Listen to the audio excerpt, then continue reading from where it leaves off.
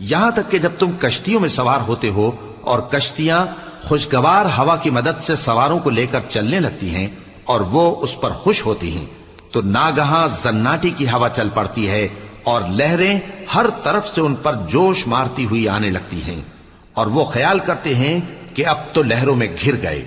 تو اس وقت خالص اللہ ہی کی عبادت کر کے اس سے دعا مانگنے لگتے ہیں کہ اے اللہ، اگر تو ہم کو اس سے نجات بخشے تو ہم تیرے بہت ہی شکر گزار ہوں۔ پھر جب وہ ان کو نجات دے دیتا ہے تو ملک میں ناحق شرارت کرنے لگتے ہیں۔ لوگو، تمہاری شرارت کا وبال تمہاری ہی جانوں پر ہوگا۔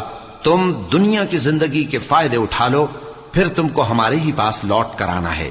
اس وقت ہم تم کو بتائیں گے جو کچھ تم کیا کرتے تھے۔ دنیا کی زندگی کی مثال میں کسی ہے کہ ہم نے اس کو آسمان سے برسایا، پھر اس کے ساتھ ملا جلا سبزہ جسے آدمی اور جانور کھاتے ہیں نکلا، یہاں تک کہ